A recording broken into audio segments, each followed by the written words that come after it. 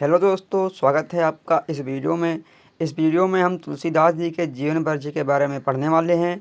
इनका जीवन परिचय आपकी परीक्षा की दृष्टि से काफ़ी इम्पोर्टेंट है, तो आप लोग हमारे वीडियो को लास्ट तक ज़रूर देखें ताकि आप लोगों को सब कुछ डिटेल में समझ में आ जाए। और हाँ, इससे पहले हमने कई कवियों के जीवन परिचय के ऊपर ऑलरेडी वीडियो बना रखी है। अगर आप लोगों ने वीडियो नहीं देखी है तो आप लोग प्लेलिस्ट में जाकर देख सकते हैं। तो चलिए हम तुलसीदास जी के जीवन परिचय के बारे में आप लोगों को सब कुछ डिटेल में बताते हैं।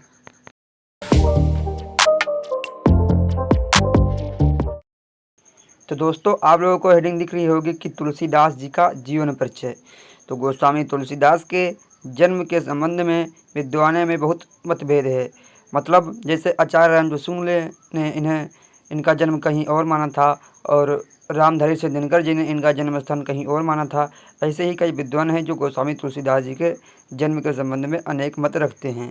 तो जो आप लोगों के बुक में दी है हम वही आप लोगों को बताएंगे। तो गोस्वामी तुलसीदास जी का जन्म सन 1532 ईस्वी में चित्रकूट के राजापुर नामक ग्राम में हुआ था। तो कहाँ हुआ था इनका जन्म? चित्रकूट के राजापुर नामक ग्राम में हुआ था। और कब हुआ था?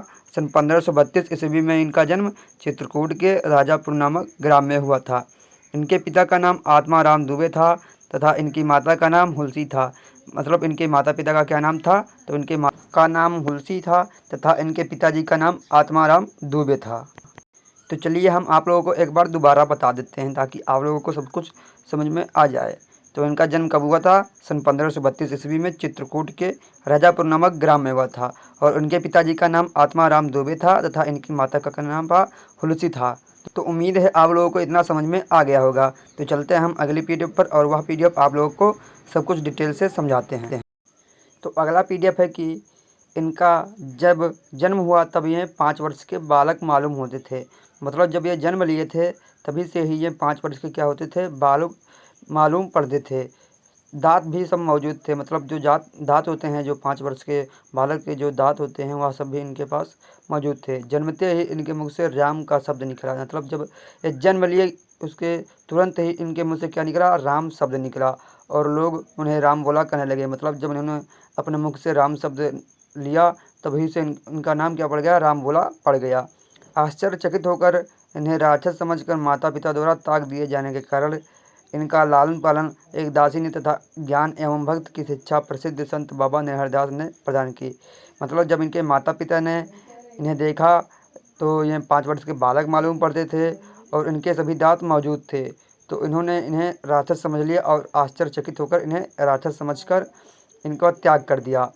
इसी कारण इनका लालन पालन एक दासी तथा ज्ञान एवं भक्ति शिक्षा के प्रसिद्ध संत बाबा नरहरदास ने इन्हें प्रदान किया। मतलब इनका लालन पालन एक दासी ने किया था तथा इनकी शिक्षा दीक्षा जो बाबा नरहरदास ने प्रदान इन्हें की थी।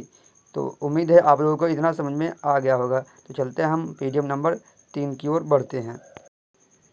तो तीसरा पीडीएफ है कि इनका विवाह रत्नावली के साथ हुआ था। मतलब इनका विवाह कब किसके साथ हुआ था? तो रत्नावली के साथ इनका विवाह हुआ था। ऐसा प्रसिद्ध है कि रत्नावली के फटकार से ही इनके मन में वैराग्य उत्पन्न हुआ। मतलब रत्नावली ने इन्हें जब फटकार दिया तभी ही इनके मन में क्या हुआ? वैराग्य उत्पन्न हुआ। तो चलते हम इनकी फटकार वाली घटना को आप लोगों को समझाते हैं। तो कहा जाता है कि एक बार पत्नी द्वारा बिना बताए ही मायके चले जाने पर प्रेम आतुर तुलसीदास अर्धरात्रि में आंधी तूफान का सामना करते हुए अपनी ससुराल जा पहुँचे। मतलब जब पत्नी ने इन्हें बिना बताए जब अपने मायके चली गईं तभी तुलसीदास जी ने अर्धरात्रि में आंधी और तूफान का सामना करते हुए कहाँ पहुँचे? ससुराल जा पहुँचे। पत्नी ने इसके लिए उन्हें बहुत फटकारा। मतलब पत्नी ने इनके ऊपर गुस्सा दिखाया जिसके कारण इन्हें वैराग्य उत्पन्न हो गया। तो इतना आप लोगों को समझ में आ गया होगा। तो चलते हैं हम अगली पीडीएफ पर और वह पीडीएफ आप लोगों को समझाते हैं। तो अगला पीडीएफ है कि इसके बाद काशी के विद्वान शेष सनातन से तुलसी ने वेद वेदांग का ज्ञान प्राप्त किया। मतलब जब पत्नी द्वारा तुलसीदास को फटकारा गया तो इसके बाद इन्हें ईश्वर के प्रति भक्ति उत्पन्न हो गई और इसके कारण इन्होंने काशी के विद्वान से सनातन से वेद और वेदांग का ज्ञान प्राप्त किया और अनेक तीर्थों का भ्रमण करते हुए राम के पवित्र चरित्र का ज्ञान करने लगे। मतलब जब जहाँ भी ये तीर्थ को जाते थे वहाँ पर ये राम के पवित्र चरित्र का गान करते थे। उनका समय काशी, अयोध्या और चित्रकूट में अधिक व्यतीत हुआ। मतलब तुलसीदास जी का समय कहाँ व्यतीत हुआ था? तो काशी में हुआ था, अयोध्या और चित्रकूट में भी इनका समय व्यतीत हुआ था। सन 1623 ईस्वी में अस्सी घाट पर तुलसीदास राम राम कहते हुए परमात्मा में विलीन हो गए। मतलब सन 1623 ईस्वी में अस्सी घाट पर ये तुलसीदास जी राम राम कहते हुए परमात्मा में क्या हो गए थे, विलीन हो गए थे। तो उम्मीद है आप लोगों को इतना समझ में आ गया होगा। तो चलते हैं हम आप लोगों को इनकी रचनाओं को समझा देते हैं। तो इनकी रचनाओं में प्रसिद्ध ग्रंथ रामचरितमानस है। तो संवत 1631 ईस्वी में इन्होंने प्रसिद्ध ग्रंथ रामचरितमानस की रचना आरंभ की। इन्होंने इस अपने ग्रंथ में मर्यादा पुरुषोत्तम श्री राम जी के जीवन यापन की कथा प्रस्तुत की है।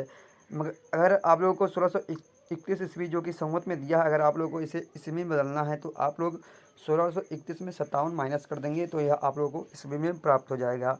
तो इनका प्रसिद्ध ग्रंथ कौन सा है, तो रामचरितमानस है। तो चलते हैं हम और भी इनकी जो रचनाएं हैं आप लोगों को उन रचनाओं को समझाते हैं। तो आप लोगों को हेडिंग दिख रही होगी कि तुलसीदास जी की रचनाएं। तो तुलसीदास जी की रचनाएं रामचरितमानस, जानकी मंगल, पार्वती मंगल, कवितावली, दोहावली, विनय पत्रिका आदि है। तो कौन कौन सी इनकी रचनाएं हैं, तो रामचरितमानस है, जानकी मंगल है, पार्वती मंगल है, कवितावली है और दोहावली तथा विनय पत्रिका, इनकी इतनी रचनाएं हो गई। और इनकी रचनाओं में भारतीय सभ्यता और संस्कृति का पूर्व चित्र देखने को मिलता है। मतलब जो हमारा पूर्व संस्कृति है वही इनकी रचनाओं में हमें देखने को मिलता है। तो तुलसीदास जी का जीवन परिचय यहीं पर समाप्त होता है। तो आप लोगों को हमने डिटेल से समझा दिया है।